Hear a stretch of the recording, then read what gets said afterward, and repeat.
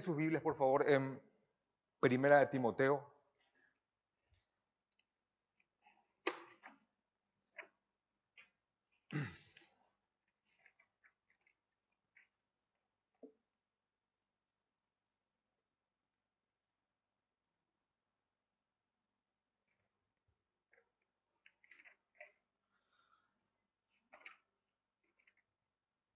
Bien, Señor.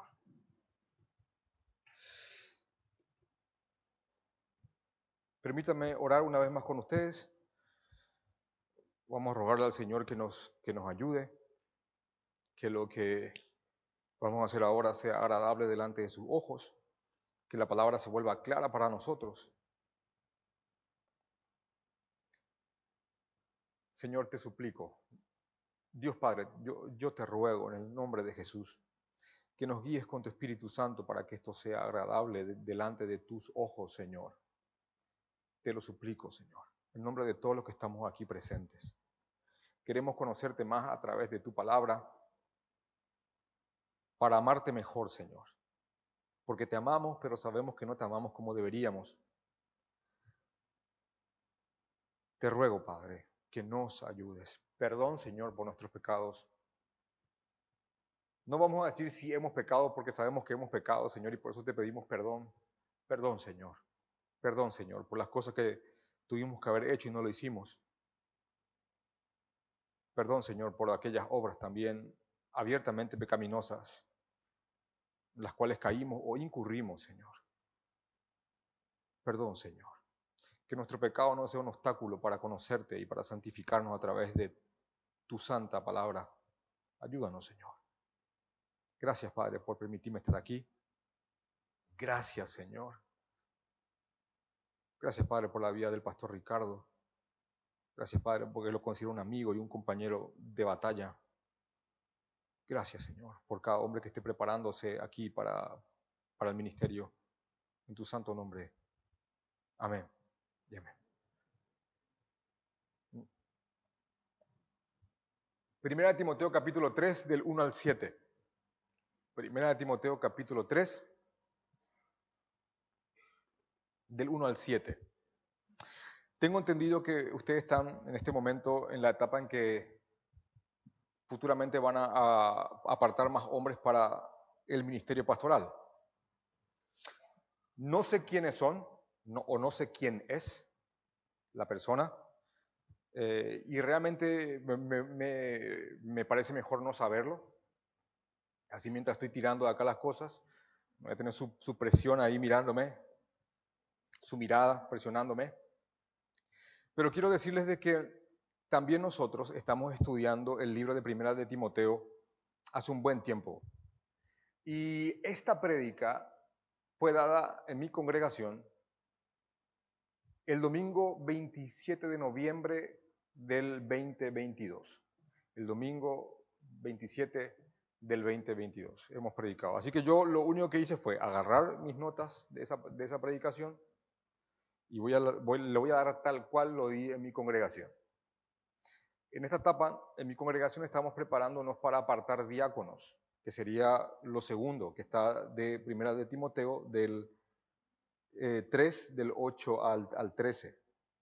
Pero futuramente también vamos a entrar en un periodo en el cual vamos a apartar hombres, más hombres para el pastorado o para el rol de ancianos. Entonces lo que yo quiero hacer con ustedes, aquello que hicimos en la congregación en noviembre pasado en nuestra iglesia, es una introducción, quiero darle una breve introducción, y después de eso, Primera de Timoteo, capítulo 3, del 1 al 7, básicamente vamos a dividirlo en 5 partes. El texto comienza así, vamos a leerlo y después yo le voy a decir cómo vamos a dividir esto para que tenga un buen orden y que nadie se pierda. Dice Primera de Timoteo, capítulo 3, versículo 1, palabra fiel, 2 puntos. Si alguno anhela obispado, buena obra desea. Pero es necesario que el obispo sea irreprensible, marido de una sola mujer, sobrio, prudente, decoroso, hospedador, apto para enseñar, no dado al vino, no pendenciero, no codicioso de ganancias deshonestas, sino amable, apacible, no avaro, que gobierne bien su casa, que tenga a sus hijos en sujeción con toda honestidad, pues el que no sabe gobernar su propia casa, ¿cómo cuidará de la iglesia de Dios? Versículo 6. Que no sea, no un neófito, no sea que envaneciéndose caiga en la condenación del diablo. También es necesario que tenga buen testimonio de los de afuera para que no caiga en descrédito y en lazo del diablo. Fin de la cita de hoy. Así que quisiera dividir estos 7 versos en 5 partes. La primera parte vamos a hablar acerca del anhelo, que está en el versículo 1. Vamos a enfocarnos en esa palabra anhelo. Y después en el versículo 2 y 3 vamos a hablar acerca del carácter moral del hombre que tiene que ser apartado, que va a ser apartado para el servicio. El versículo 4 y 5 vamos a hablar acerca de su administración familiar. En el versículo 6 sobre su madurez espiritual. Y en el versículo 7 sobre su buen testimonio con los de afuera. Esos serían los 5 puntos más la introducción, que es lo que vamos a hacer ahora. Entonces, bueno, iniciemos. Hermanos, tenemos aquí enfrente el libro de Primera de Timoteo, que es acompañado posteriormente del libro de Segunda de Timoteo. Y para que entremos en un contexto rápido, este hombre era un hombre joven, y cuando hablamos de un hombre joven, yo he buscado comentarios serios a Hendrickson, Kistemaker, Jamieson, Fawcett y Brown, John MacArthur y otros, y cuando nos referimos a un hombre joven, ¿a qué se refiere? Y aproximadamente Timoteo tuvo que haber tenido, porque hay una oscilación en cuanto a lo que algunos piensan, pero aproximadamente tuvo que haber sido un hombre entre 38 a 43 años, aproximadamente. Así que cuando nadie tenga un poco tu juventud, no se refiere a nadie tenga un poco tu adolescencia, se refiere a nadie tenga un poco tu juventud entre 38 y 40 y algo años. Así que era más o menos como el pastor de ustedes, o como el que le está predicando ahora. Dicho sea de paso, valga la redundancia, eso tiene mucho sentido y mucha coherencia con que lo que Timoteo tuvo que hacer es ir a poner orden en la iglesia de Éfeso. Timoteo tenía una labor en la iglesia de Éfeso y era ir a poner orden. Y créanme que esta introducción es muy importante para que el texto tenga su contexto y ustedes puedan entender bien lo que está pasando aquí. Porque si no entendemos quién lo escribió y a quién lo escribió, hermano, esto no va a tener sentido. Porque esto es algo urgente. Es algo urgente para la iglesia en este momento. La iglesia de Éfeso es una iglesia que nació en medio de una alta idolatría. Ustedes pueden corroborar esto en Hechos 19, cuando habla acerca de cómo inició la iglesia en Éfeso. En Éfeso se adoraba a una diosa pagana llamada Diana, o también conocida en la cultura grecorromana como Artemisa. Y una de las cosas que ocurría en Éfeso era que mucha gente peregrinaba hasta ese lugar para manifestar devoción y adorar a Diana. ¿Le parece algo similar a una ciudad que tenemos por aquí? Mucha gente peregrinaba hasta ese lugar y una de las cosas que traía mucho rédito, mucho lucro, negocio a la ciudad de Éfeso es que se vendían los templecitos o templecillos de esta diosa. Así que eso traía mucho lucro. La idolatría traía mucho lucro para esa ciudad. Cuando Pablo predicó el evangelio en Éfeso, según Hechos 19, mucha gente empezó a dejar de comprar estos templos, esta réplica del templo de Diana. Y mucha gente empezó a dejar toda la idolatría y la magia y la paganidad. Entonces el negocio de la idolatría se empezó a venir abajo, al punto tal que los orfebres o los que fabricaban estos templos hicieron como una comisión garrote para ir a destrozar a Pablo porque estaba perjudicando el negocio. Está todo ahí en Hechos 19. En medio de todo eso nace la iglesia de Éfeso, una iglesia fuerte, llena del Señor y de personas que estaban predicando el Evangelio para que esto llegue a otros. Así, Éfeso comenzó bien. La iglesia en Éfeso comenzó muy bien. Y cuando más oposición externa había, más la iglesia se robustecía. De hecho, que eso realmente tiende a ocurrir siempre cuando una iglesia es atacada. Ahora, algo que te demuestra la historia es que las cosas que más han debilitado, los ataques que más han debilitado a una iglesia, no son los ataques externos, sino que son los ataques internos. La oposición externa fortalecía a Éfeso, pero no pasó mucho tiempo para que se cumpla lo que el apóstol Pablo dijo, que se van a meter lobos rapaces para devorar al rebaño del Señor. Así que repito, no pasó mucho tiempo para que en la iglesia de Éfeso se metan falsos maestros y empiecen a trastornar a la iglesia desde adentro, sigilosamente. Y no hablamos de doctrinas periféricas, sino que el mismo evangelio fue sutilmente adulterado y trastornado entre los hermanos de la iglesia de Éfeso de aquella época que habían empezado muy bien. ¿Me siguen? Estamos todos aquí, ¿verdad? ¿Todos bien despiertos? Amén, yo también. Entonces eso es lo que había ocurrido. Y empezó la iglesia a sufrir. Miren, empezó a sufrir por un ataque interno. Pablo ya estaba en otra ciudad levantando otras iglesias, entonces él envía a Timoteo, un hombre relativamente joven, para que él vuelva a encaminar a la iglesia y a poner orden. Ese es el contexto de primera y segunda de Timoteo. ¿Vieron que tiene más sentido, verdad? ¿Por qué? Porque esta carta es una carta instructiva a este joven hombre. Repito, porque este tiene que ser el tenor de la carta. Él tenía que corregir y redireccionar a la iglesia en Éfeso. Por eso, si buscamos un verso central en cuanto a esta carta, yo coincido con John MacArthur, con Sugel Michelin y con los demás, que básicamente el motivo y el corazón de la carta estaría en 1 Timoteo capítulo 3, versículo 14, 15 y 16, donde está el motivo por el cual Pablo envía esta carta a Timoteo y dice, esto te escribo, y no hace falta ni siquiera interpretar eso.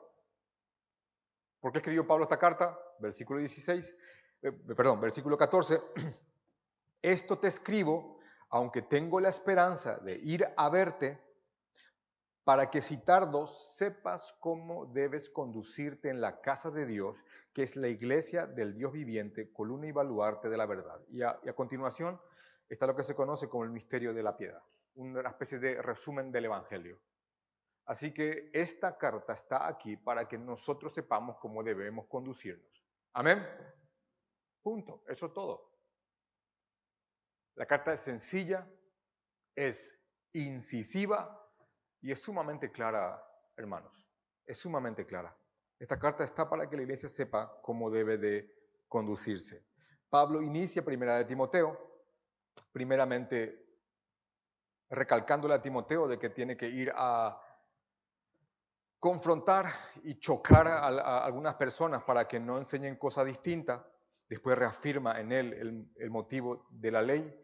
Pablo le refresca brevemente su testimonio y su ministerio, diciéndole que él no puede creer que haya tenido Dios misericordia de él, habiendo él hecho todo lo que hizo.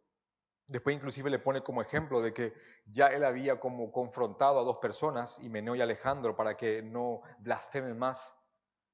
Inclusive había iniciado un proceso para que sean expulsados de la iglesia. Después, a partir del versículo 2, hay como una instrucción corporativa, la iglesia comportándose como iglesia. Los roles del hombre, de la mujer, no tiene que ver en cuanto a superioridad o inferioridad. Y después pasa acerca de los requisitos de ancianos, obispos y diáconos. Así que esta introducción un poquito robusta, hermanos, tiene mucho sentido y tiene mucha importancia para que entendamos lo que está pasando aquí. Así que Pablo inicia con esta idea acerca del anhelo, versículo 1. Palabra fiel, dice Pablo, palabra fiel, como dando énfasis a esto tiene que ser tenido en cuenta, bien considerado. Palabra fiel, si alguno anhela obispado, buena obra anhela. Si alguno anhela obispado, buena obra anhela. Así que podríamos decir que los requisitos para un hombre, para que un hombre sea apartado para el obispado o para el pastorado o para el rol de anciano, comienza con un anhelo interno, un anhelo. Después de eso, las características que tenemos del versículo 2 al 7 son características externas y estas se complementan mutuamente. Y lo que yo quiero mostrarles ahora es si bien estos dos grupos para mí están bien claros, aún así la iglesia tiene que orar bastante, porque aquí está la vara de medir, hermanos. Aquí está la vara de medir para que la iglesia pueda apartar hombres diligentes y aptos para pastorear a la iglesia del Señor. Así que, repito, esta es una vara para medir.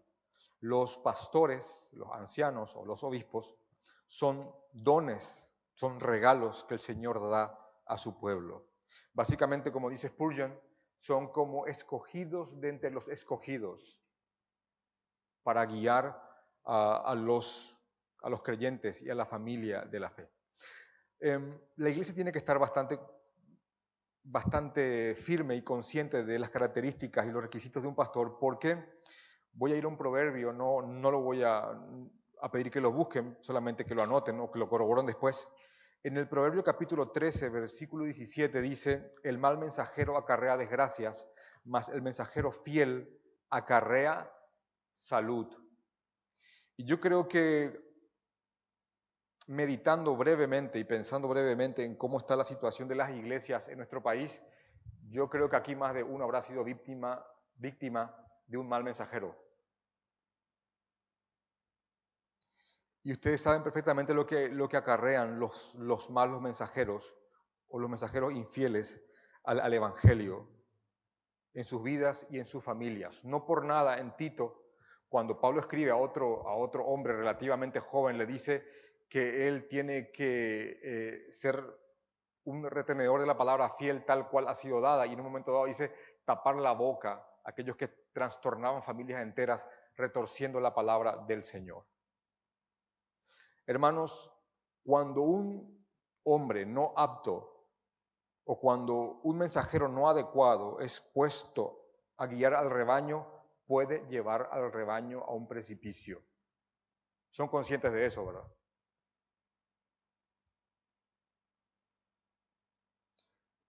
Y qué desgracias han acarreado los falsos maestros y los pastores no fieles en nuestro país. Cuando el apóstol Pedro habla acerca de los falsos maestros en Primera de Pedro, una de las cosas que el apóstol Pedro dice es que encubrirán herejías destructivas o destructoras.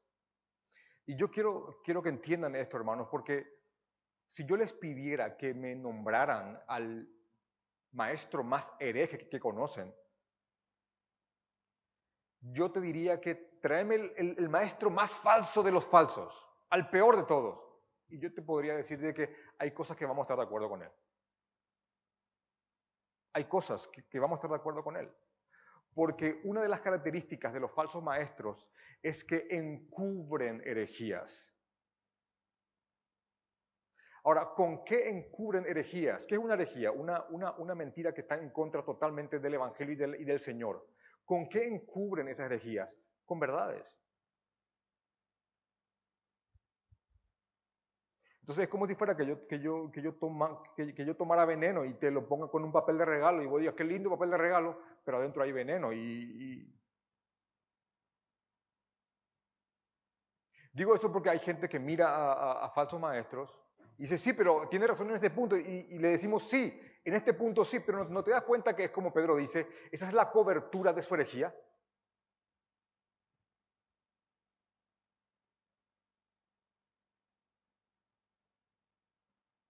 Ahora, cuando un pueblo está cada vez más adiestrado en la palabra del Señor, puede cada vez más reconocer cuando vamos sacando esas verdades hasta llegar a su núcleo, al núcleo de su mensaje y vemos, ah, no, es un falso maestro. Casi me engaña la cobertura. Lo dice Pedro. Primera de Pedro, capítulo 2.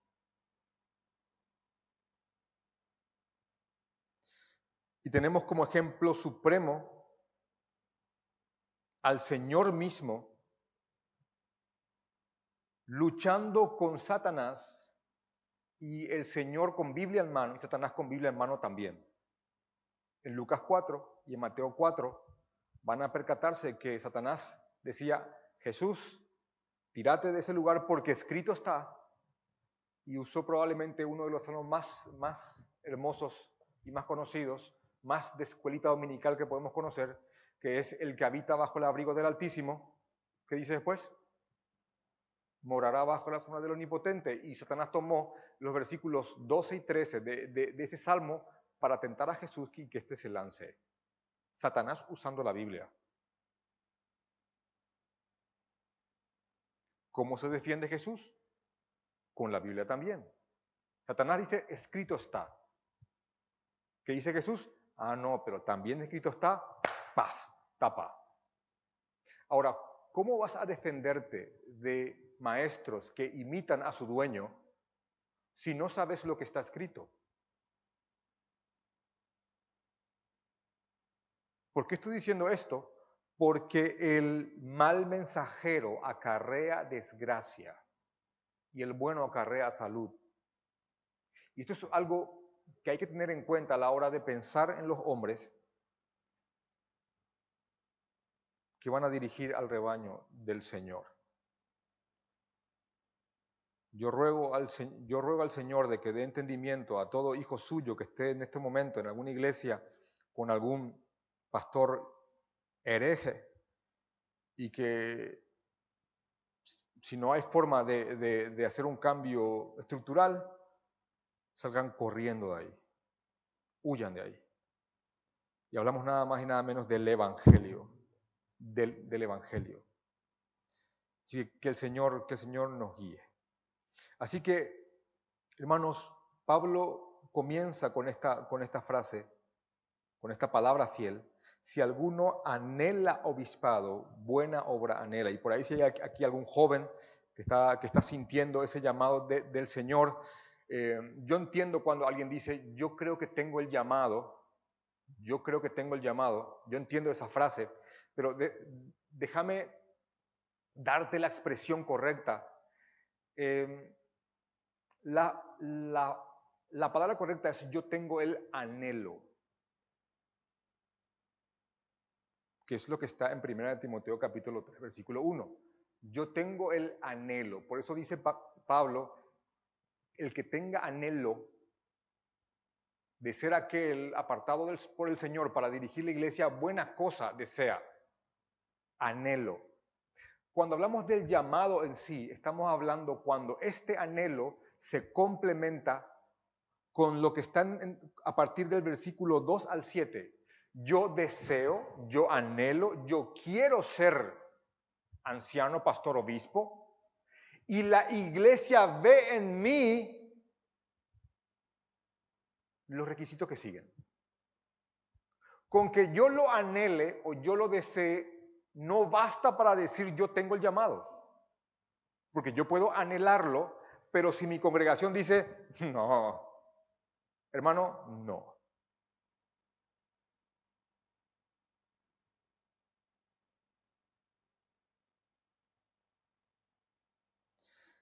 Así que hablemos de esto, de este anhelo.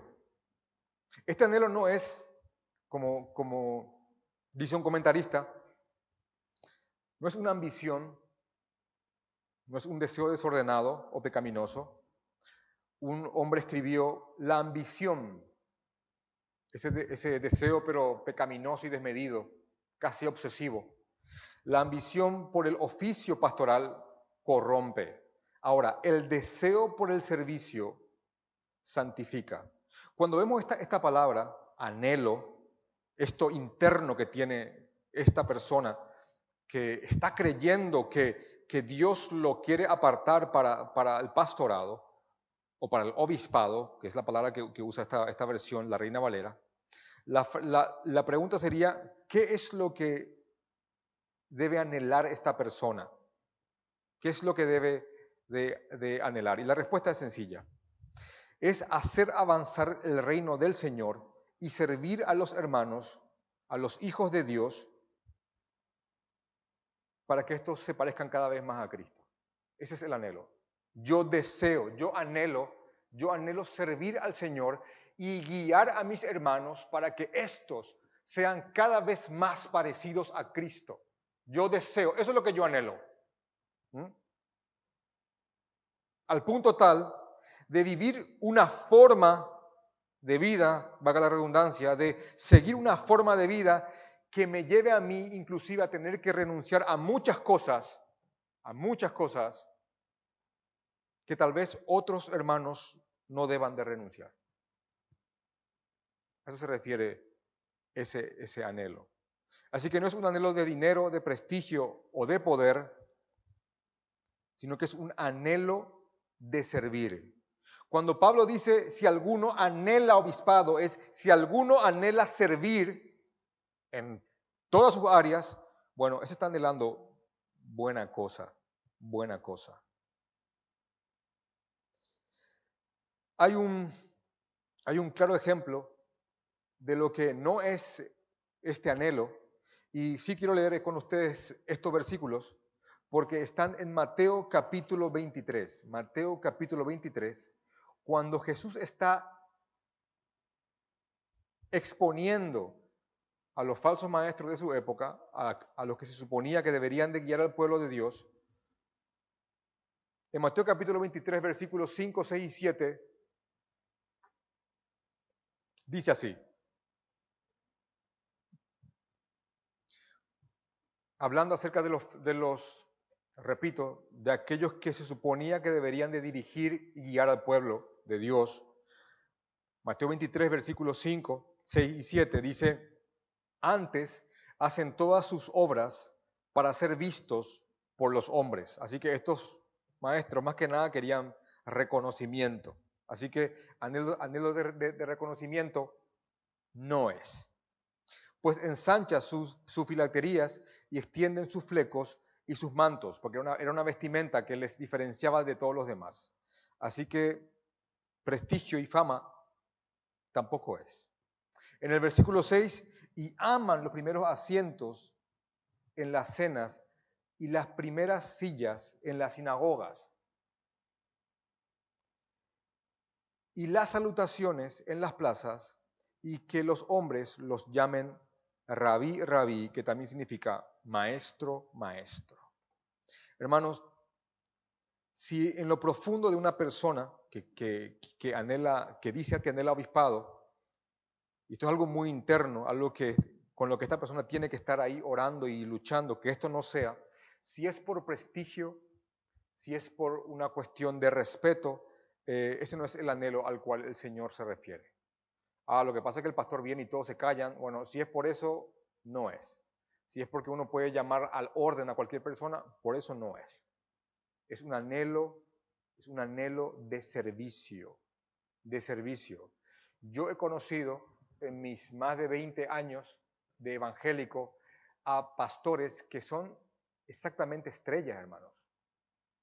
¿Conocen pastores así? Hermanos, estrellas, estrellas.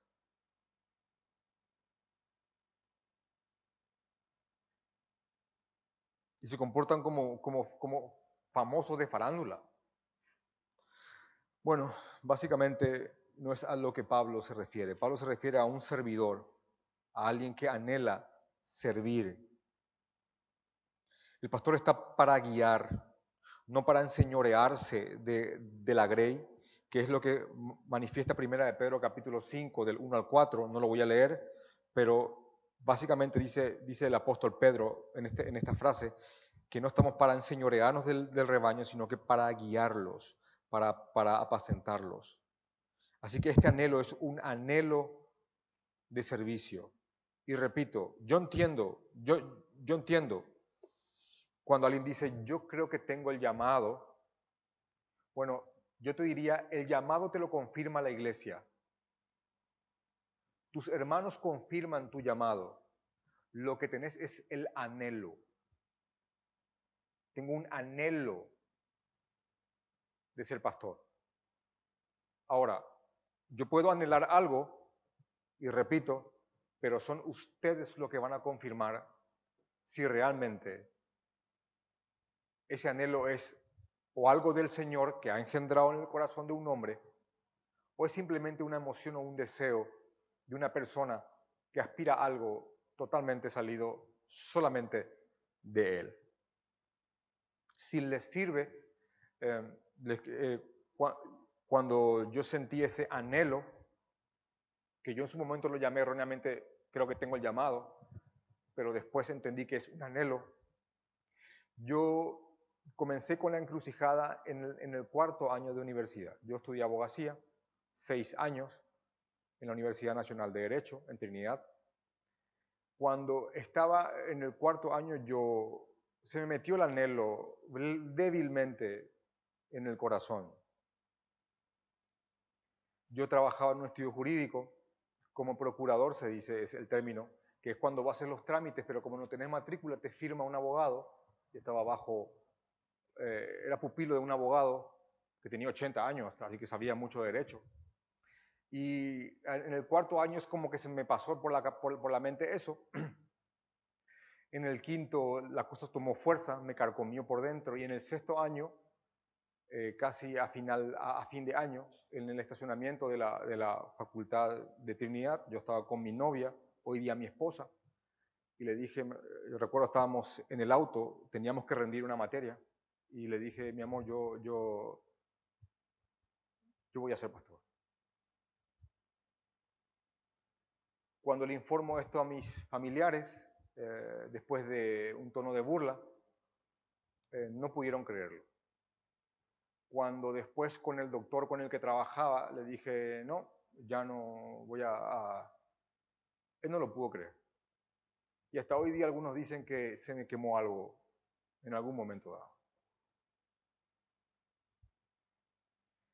Recuerdo que la persona que me vino a reconvenir más amablemente me dijo, ¿por qué no sos pastor de hobby? Dios no va a hacerte estudiar 6 años abogacía para que dejes todo y seas pastor. No digo que sea el caso de todos, pero esa era mi mesita en la cual como Mateo estaba sentado. Y yo solamente sentí el vamos. Y yo me levanté y me fui.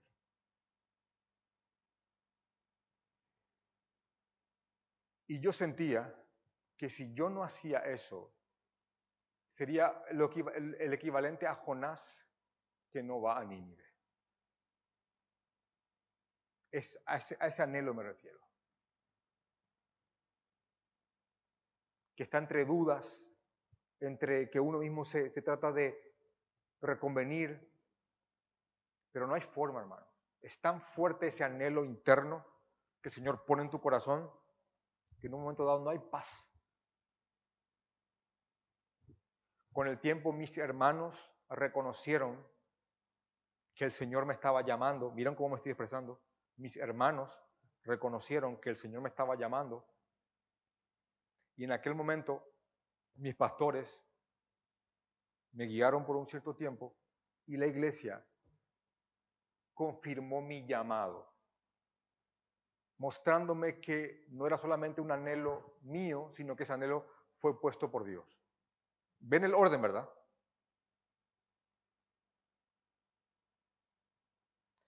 Así que no sé quién aquí sea el del anhelo, por eso me hubiese gustado, me gustaría conocerlo después. pero son tus hermanos los que van a reconocer si eso es real. Y hermano, es un llamado es un llamado interno, como dicen algunos. Es un deseo interno que te come y te consume por dentro. A eso se refiere Pablo. Después de que él dice que el que anhela el obispado, buena obra anhela, comienzan una serie de requisitos que debe de tener en cuenta la iglesia para corroborar si el anhelo de esta persona es algo real o es solamente algo emocional. Los versículos 2 y 3 dice, hablando acerca del carácter moral de esta persona, dice así, pero es necesario que el obispo sea irreprensible, marido de una sola mujer, sobrio, prudente, decoroso, hospedador, apto para enseñar, no dado al vino, no pendenciero, no codicioso de ganancia deshonesta, sino amable, apacible, no avaro. ¿Vieron esa lista? Opa. Hermanos, ¿se dan cuenta que la lista no comienza con apto para enseñar? ¿Saben por qué? Porque uno de los errores que cometemos actualmente es que esa persona enseña bien, pastor. O como somos muy a lo Paraguay, muy a lo Latinoamérica, ¿verdad? Es, si tiene caudillaje, miren cómo todos lo siguen, miren cómo los jóvenes le siguen, pastor de jóvenes. O pastor. ¿Se dan cuenta que el apto para enseñar está metido ahí entre todos los demás? ¿Saben cuál es el requisito con el cual comienza esto? Dice, pero es necesario que el obispo sea, y la palabra es irreprensible. Punto 1. No apto para enseñar para comenzar. Irreprensible. Ahora, obviamente no está diciendo perfecto, ¿verdad? Sin pecado. Porque si no, no tendríamos pastor. Ahora, voy a citar a un pastor a quien yo escucho mucho, se llama Sugel Michelén, que dice, lo que Pablo está diciendo aquí es que la persona elegida para el ministerio pastoral debe ser un hombre, porque las características son en masculino, y eso lo explica bien John MacArthur en su comentario, está en masculino. Dice, continúo con Sugel que dice, aquí está diciendo que la persona elegida para el ministerio pastoral debe ser un hombre que no pueda ser acusado verazmente de nada que lo marque como indigno de estar en la posición de un embajador de Cristo. No debe ser acusado verazmente de nada. Porque sí o sí vamos a elegir de alguna manera un pecador. ¿Verdad? Ahora, tiene que ser patente que esta persona está luchando con lo que aún le mora dentro. Pero no debe de estar en prácticas abiertamente pecaminosas, de manera que éste sea tenido como indigno de estar en esta posición. Después de esto, después de irreprensible, un hombre de buen testimonio debe de ser, dice marido de una sola mujer. ¿Se dan cuenta que no dice esposa de un solo hombre? Dice marido de una sola mujer, porque está hablando de un hombre. Marido de una sola mujer. Este texto te dice que no hay pastora. Requisitos para el pastorado, para el obispado o para el rol de anciano, es marido de una sola mujer. Y si te dan cuenta, hermanos, y algo muy específico, no está hablando de un estado civil, no dice casado, sino que habla de una práctica, marido de una sola mujer. Un hombre fiel a su esposa, fiel a su pacto con esa mujer. En aquel tiempo, la poligamia era sumamente común entre los paganos. Recuerden que estamos viendo a una iglesia que estaba en Éfeso, donde la poligamia estaba por doquier. Bueno, estos tenían que ser maridos de una sola mujer. Hombres fieles. Y después aquí continúa una palabra tan fácil de pasar, pero tan enorme cuando se medita en esta palabra. Y la palabra es sobrio. ¿Saben lo que es el sobrio? ¿O lo que es ser sobrio? El sobrio es totalmente lo opuesto al ebrio. ¿Está sobrio o está ebrio? ¿Pero qué dice acá? ¿Que no, significa que no sea borracho? No. Cuando uno está ebrio, sus sentidos se disminuyen. El ebrio no es consciente de dónde está. Y cuando un golpe le viene, el golpe lo tumbó, él cayó y ahí levantó la mano. Así a destiempo. Sus sentidos pierden sensibilidad.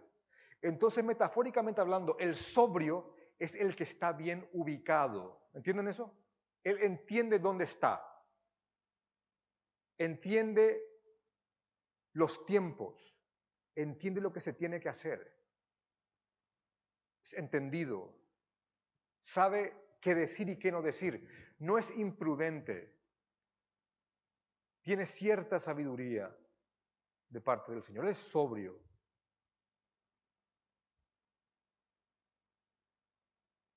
Que este hombre sea un hombre ubicado, entendido, prudente, que cuando tenga que callar, calle, cuando tenga que hablar, hable, que inclusive cuando tenga que hablar, sepa cómo decir lo que tiene que decir, y que entienda que no solamente está para escupir verdades, sino que para hablarlas en su momento y su forma correcto, sobrio. Es enorme la palabra.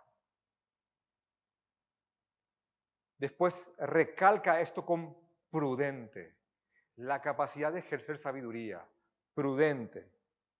Dicho sea de paso, tiene que tener mucho la palabra de Dios para ser prudente. Decoroso, un hombre de aspecto y de porte. Decoroso. Después dice hospedador, en un sentido que sea misericordioso, que cuando alguien necesite algo, esté dispuesto hasta darle un espacio en su casa, apto para enseñar. ¿Vieron?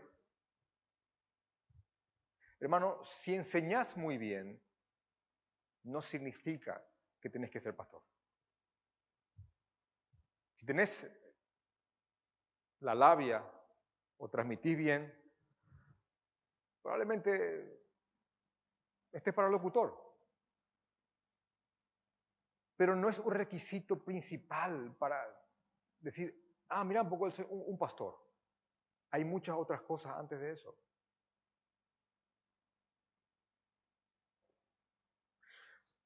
De hecho que si comparan los requisitos para el diaconado, que están en los versos 8 al 13, casi lo que no tiene el diácono es apto para enseñar, porque ellos son más que nada dados al servicio. Pero aquí está esto dentro, o mejor dicho, después de una lista de requisitos morales que tienen que ser vistos por la iglesia. Después dicen, no dado al vino, y yo sé la controversia que gira en torno a este texto, no dado al vino, porque como ya saben, algunos leen, algunos tienen una postura y unos otra. Básicamente están los prohibicionistas que dicen está prohibido para el obispo beber vino. Están los abstencionistas que creen que no está prohibido, pero ellos tienen que abstenerse. Y después están los moderacionistas, que es que pueden hacerlo moderadamente. No es el punto, pero básicamente lo que él dice aquí, que él no tiene que ser una persona dada y devocada, no debe de ser un borracho, obviamente que era un problema muy común de la época, entonces Pablo dice que esta persona no sea dada al vino, que no sea desenfrenado, que no tenga, que no carezca de dominio propio en cuanto a esto. Después de eso, también aquí hay un requisito que hace evidente otra vez de que se refiere a un hombre, porque dice que tenga a sus hijos en sujeción con toda honestidad, pues el que no sabe gobernar su propia casa, ¿cómo cuidará de la iglesia de Dios? ¿Te das cuenta que está hablando de la cabeza de un hogar? Y que no puede otra vez ser una mujer. Porque entonces sería el requisito que esa mujer gobierne su casa. Este hombre tiene que tener a sus hijos en sujeción. Y yo sé que en Tito parecería que dice conversión. No voy a entrar en ese tema porque tendríamos que irnos a Tito y ver su contexto. Pero cuando habla de sujeción, se refiere a que no hace falta que un niño sea creyente para que ese niño esté bien criado.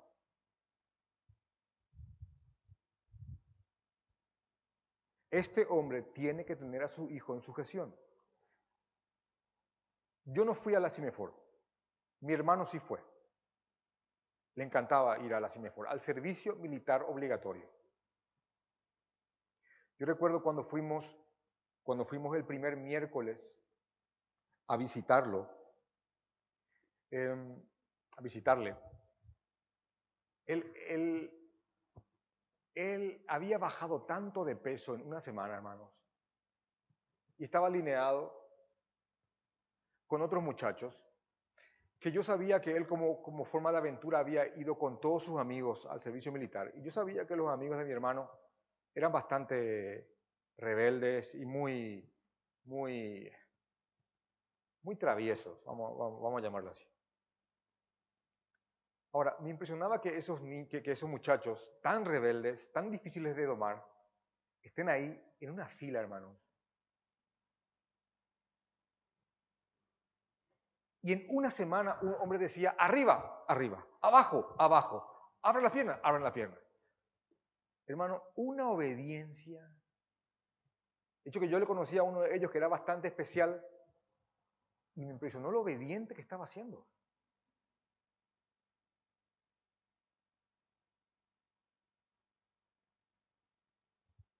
Recuerdo que inclusive uno de los oficiales estaba parado y tenía uno de ellos corriendo alrededor y decía, es mi satélite. Y tenía corriendo. No que esté a favor de esas prácticas, pero hay una palabra clara aquí. Autoridad.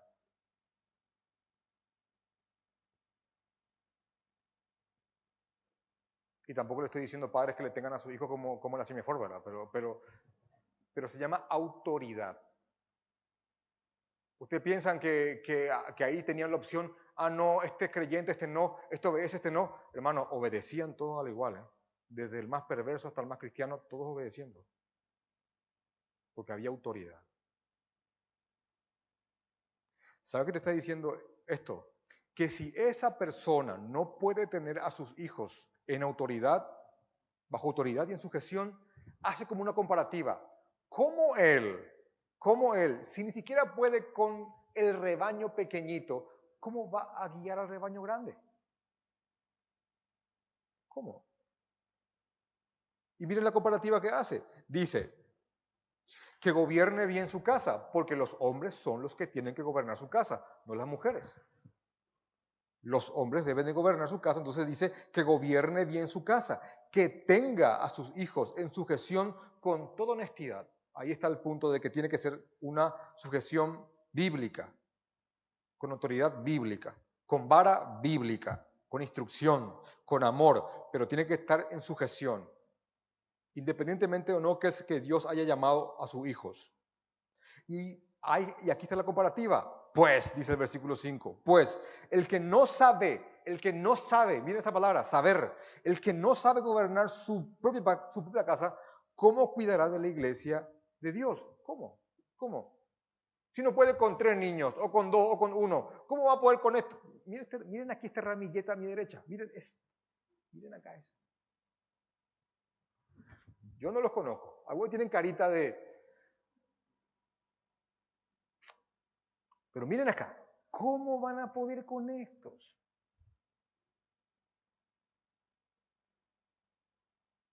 Si 2 piojitos, no puede.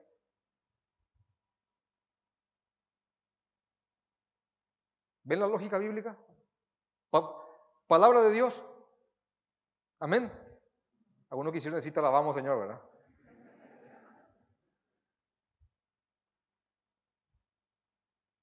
¿Ven la lógica bíblica?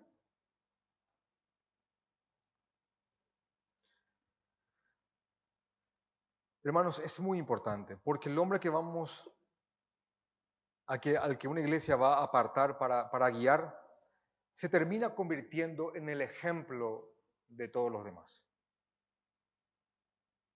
En el ejemplo de todos los demás. ¿Y cómo alguien va a exhortarte o a guiarte a un rumbo que él no está siguiendo?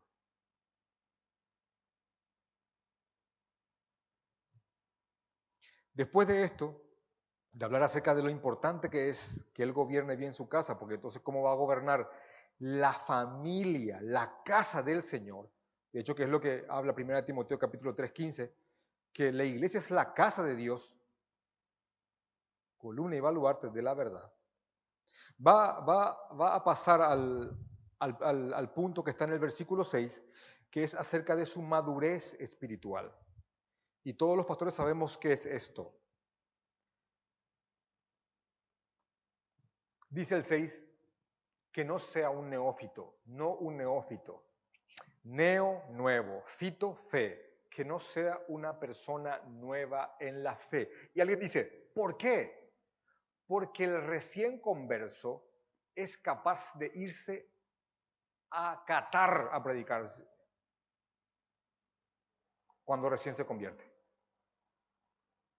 Se predica el Evangelio, él escucha el Evangelio, él cree en el Evangelio, él entra en una etapa tal que en ese momento él es capaz de hacer lo que sea por Cristo. Lo que te está diciendo es que no sea una persona que se mueva por emoción. Se convirtió a los 15 días. Quiero ser pastor. Espera, hermano, espera el primer golpe. Y el segundo y el 10º también. Es el que se emociona, el que trae proyectos siempre. ¿Por qué no hacemos esto? ¿Por qué no hacemos lo otro? ¿Por qué no hacemos esto? ¿Saben con cuántos proyectos nos han clavado los pastores? Viene alguien con un proyecto, vos decís, vamos, y después a los 3 meses él se baja y te deja solo ahí con eso. Hermano, es para circuncidarle a esa persona. Que no sea alguien emocional. Ahora, algo que todo pastor ve es que esta condición de neófito no tiene una fecha de caducidad. ¿Por qué?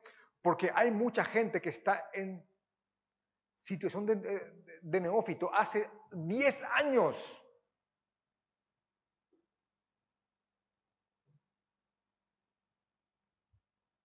Siempre ahí, emocional. Entonces tiene que ver en cuanto a su madurez espiritual. Alguien que haya recibido golpes, que en los golpes se haya levantado con el Señor, que entienda lo que le mora dentro, que viva su Romanos 7 con angustia, que sepa que hay todavía pecado en él, de que él está luchando todos los días consigo mismo, que aborrezca aquello que mora en él de lo que fue alguna vez, que sepa que cualquier descuido o momento, ese viejo hombre, ¡pum!, puede regresar. Que sea maduro espiritualmente hablando, no una persona que se guíe por la mera emoción. Así que no sea un neófito, dice Pablo, no sea que envaneciéndose caiga en la condenación del diablo. ¿Por qué? Porque el diablo tiende en base a las emociones, a hacer que el neófito resbale rápido. Así que no un emocional, sino que alguien espiritualmente maduro. 7. Como quinto y último punto, dice que tenga buen testimonio de los inconversos. Y el texto dice así: también es muy necesario, que tenga buen testimonio de los de afuera, para que no caiga en descrédito y en lazo del diablo. Obviamente no está hablando acerca de su vida pasada, porque él pudo haber sido muchas cosas anteriormente, antes de conocer a Jesucristo.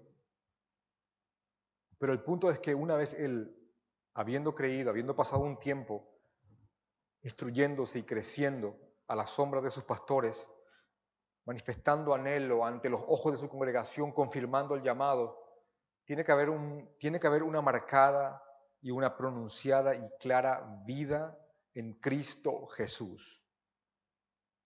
Él no puede ser una persona que en su actual vida de supuesto creyente nadie quiera tener relación con él o todos sepan que es un conocido embromador o algo así. Tiene que ser una persona que tenga buen testimonio allá afuera con los inconversos. Así que no solamente su congregación tiene que confirmar su anhelo, sino que los de afuera también tienen que ver que él profesa una verdadera fe en Cristo Jesús. ¿Por qué? Porque una de las labores de esa persona, además de guiar a los creyentes a que se santifiquen y sean cada vez más parecidos a Cristo, una de sus labores va a ser ir afuera y tomar a los que son del Señor y traerlos aquí adentro. Ahora, si él está en descrédito afuera, porque no tiene un buen testimonio, ¿cómo va a llevar el mensaje?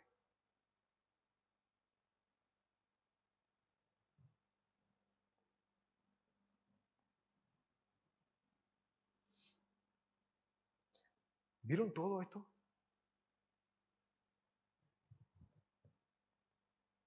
¿Vieron cómo Pablo está guiando a Timoteo para que Timoteo guíe a la iglesia, para que la iglesia a su vez aparte a hombres para que guíen al rebaño?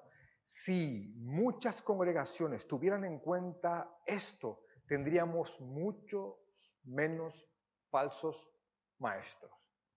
Y digo por qué mucho menos, porque aún así alguno podría colarse. ¿Pero ven esto? Así que esto no solamente es para llamar hombres, es para la permanencia de estos hombres en el ministerio. ¿Saben qué le dije yo a mi congregación cuando expuse este sermón? Dije, le estoy dando las balas para que ustedes me tiren.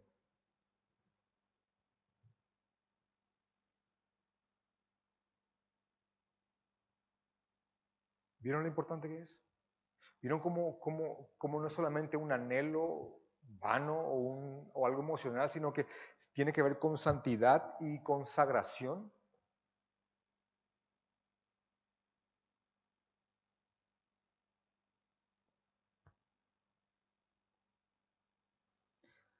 Por eso es que afirmamos que los pastores son un regalo del Señor para las iglesias. Son un regalo del Señor para las iglesias. Y nosotros estamos orando y suplicando al Señor que nos envíe más siervos. ¿Se dan cuenta que por eso la oración va al Señor? Envíanos, Señor,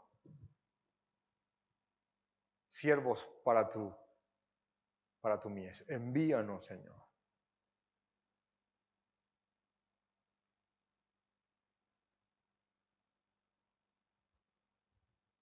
Es necesario. En la actualidad, con el diagnóstico de lo que se conocería como comunidad o masa evangélica en este país, Señor, ¿cómo hace falta hombres fieles a la palabra, hombres temerosos, hombres que tengan estos requisitos en proceso, que sean firmes y fieles a tu palabra? ¿Cómo hacen falta, Señor? Porque cómo proliferan los adulteradores de la palabra del Señor y los que están lucrando, haciendo mercadería con con las personas? ¿Cómo estamos repletos de ellos? Así que yo les pido que hagamos una oración en base al texto, rogando al Señor que guíe no solamente a esta, a sus iglesias, sea cual sea la sana denominación, para que tengan el criterio a la hora de apartar hombres para alimentar a la grey. Vamos a orar. Te amamos, Señor. Te amamos, Señor. Guíanos, Padre. Guíanos, Padre. En el nombre de tu Hijo Jesucristo, guíanos, Señor. Yo te ruego, Padre, que envíes más obreros a la obra, Señor. Me refiero a la obra nacionalmente hablando, Padre. También me refiero, Padre, a cada iglesia local.